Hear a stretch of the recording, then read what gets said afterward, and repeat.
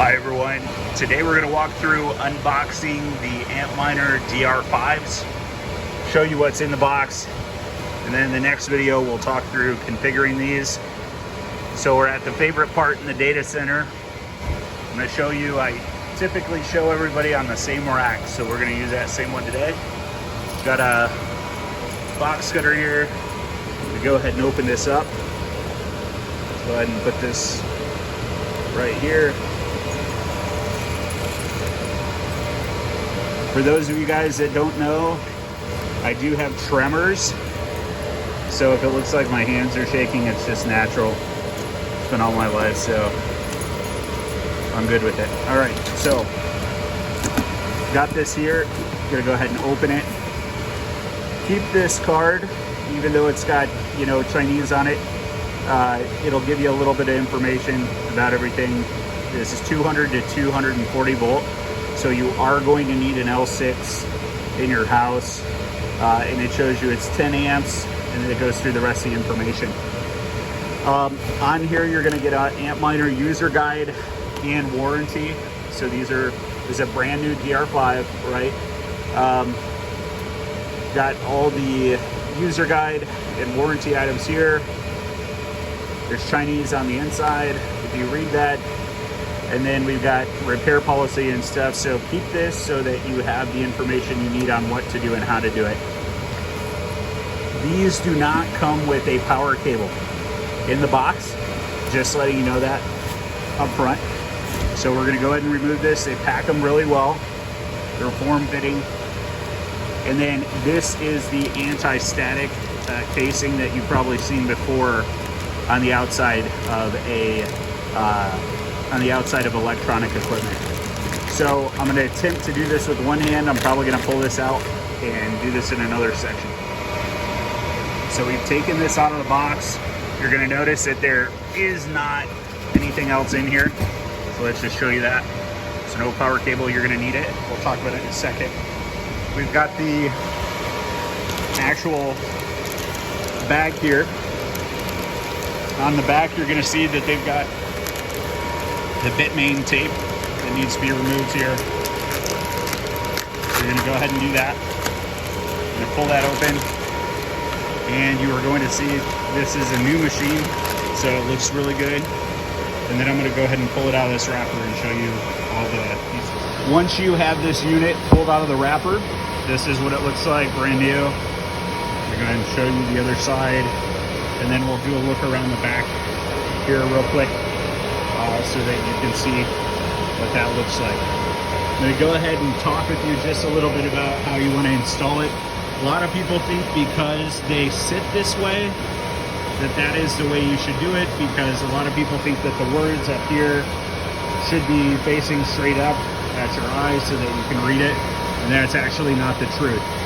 It's the same way with most of the Antminer products. They all need to be setting on their side, so I'm going to be adjusting it real quick. This is the proper way to set your DR5. You notice here you've got one C13 outlet. It looks like you could plug this into a regular standard outlet. You can't. As that card said, you need 200 to 240 volts. So you need that C13 to go to an L6, and that L6 can go to a 15 amp breaker for these, because these only consume about 1800 plus watts. They don't consume 34 or 25 like the L7s do. So you really want to go ahead and put these on something you think you can make the most out of. So let me go ahead and show you this real quick, which you could put this on a 30 amp breaker and then have two of those lined up and have two machines running off the same breaker if you want to. And then you could go and get an Asic miner panel actual PDU. So let me show you what that looks like real quick, then we'll talk through the buttons. So the Asic miner panel PDU looks like this. So when you order one, it's got the high heavy gauge cord that is going to go to the actual L6 in your house. And then on the end of all of these, let me see if I can keep all of this good. You've got multiple of these cables, which are the C13s, which are going to plug in directly to here and start it up, okay? Bitmain Antminers do not have an on-off switch. So what you want to do so you don't mess up your machine, you want to make sure you have this oriented correctly when you go to plug it in, because you don't want one charge to go in and have no option to go out the other. So line these up, and then you're going to push this firmly in, and the unit is going to start. When it starts here, you can deal with your cable management later. Once it starts, you can go ahead and plug in your actual Ethernet cable as well. And obviously this isn't how this is going to stay at the very end. We're going to move this and make it look real good. You're going to plug that into the network, the standard Ethernet cable, and your fault light, red light, and your normal light will come on first as it starts up for the first time. The fault light typically is an indicator at the very beginning that the machine is starting up, and then that will go off and you will get a steady green light there. All of the miners do it a little bit different. For example, if you look at some of the other units, maybe it's gold shell, the green light goes a lot faster. On the Antminers, it's more lento, so it goes a little bit slower, just flashing on and off real slow. If you do get another red light that comes on, a steady red light is different than an actual blinking red light. A blinking red light is something that is very easily fixed. The steady light, the steady fault light, a lot of times means you need to reflash the entire system, and that is why there is this SD card slot right here for you to be able to actually, reset it and reflash the firmware on the actual unit. So this is the APW8 power supply that goes to the DR5. Under here, once this case comes off, this is not connected via any cables. These are all metal, actual metal housing and metal conductive rods that run from this APW8 into the actual control board area section, and that's this section up here, right? You want to pay attention to your serial number here.